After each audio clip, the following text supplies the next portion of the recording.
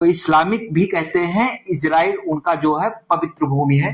तो तीन धर्म का एक ही जगह जो है वो पवित्र भूमि मान गई।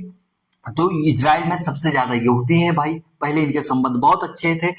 फिर धीरे धीरे क्या होता है, यहाँ की सरकार जो है, ईरान की सरकार जो है सत्ता में जो आते हैं, वो अमेरिका को और इनको इजराइल को बता देते हैं, अमेरिका को बताते हैं वो बड़ा दुश्मन है और इजराइल को बताते हैं छोटा दुश्मन है। अमेरिका जो है बड़ा धोखेबाज मित्र, बड़ा धोखेबाज है, जो इजराइल है बड़ा छोटा धोखेबाज है। वहां के लोगों में पर व्यक्ति में, पर पर्सन के दिमाग में ये बातें वहां की सरकार डालती है, और जब ये बात आ जाती है तो वहां के लोग जो है इजराइल के विरुद्ध हो जाते हैं, इजराइल के प्रति उनकी मानसिकता बहुत गंदी हो जाती है, और यूएसए के प्रति उनकी मानसिकता बहुत गंदी हो जाती है। बस वहां के जो सत्ता में बैठ के रोटियां सेक रहे थे, उनका तो मजा आ जाता है कि अब तो मैं यहाँ पे राज करूंगा।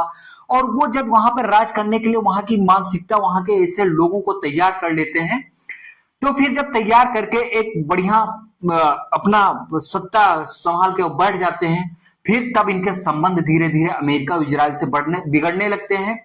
और इतने नहीं बिगड़ते हैं कि इतने बुरे हालात में आ जाते हैं कि क्या बताएं।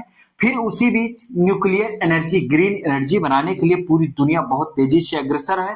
पूरी दुनिया जो है पर्यावरण, क्लाइमेट परिवर्तन को देखते हुए, जलवायु परिवर्तन को देखते हुए ग्रीन एनर्जी की तरफ बहुत तेजी से पूरी दुनिया बढ़ रही है पर्यावरण को बचाने के लिए। उसी बीच अमेरिका के राष्ट्रपति जो थे पहले, जो इससे पहले वो थे जो आइडन से पहले ट्रंप थे, ट्रंप से पहले बराक ओबामा जी थे। बराक ओबामा जी बहुत अच्छे राष्ट्रपति थे अमेरिका के। बराक ओबामा जी कहाँ के, यहाँ के राष्ट्रपति बनते हैं, कहाँ के, यूएसए के, अमेरिका, संयुक्त राष्ट्र अमेरिका के जो है वो राष्ट्रपति बनते हैं। और उसी बीच इनका दौरा होता है अरब खाड़ी देश का, और वो खाड़ी देश में आते हैं।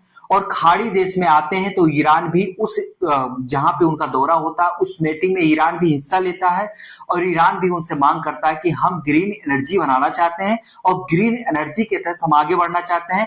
तो न्यूक्लियर से ग्रीन एनर्जी जो बनाने का काम होता है, तो ये बात करते हैं हमें भी आप अनुमति दें और हम ग्रीन एनर्जी न्यूक्लियर से बनाएं, ठीक है।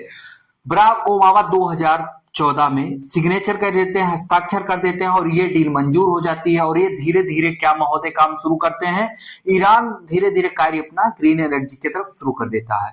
जब ये धीरे धीरे ग्रीन एनर्जी की तरफ बढ़ते हैं और न्यूक्लियर से ग्रीन एनर्जी बनाने की बात करते हैं, उसी बीच इजराइल की एक खुफिया एजेंसी, जो विश्व की सबसे तगड़ी खुफिया एजेंसी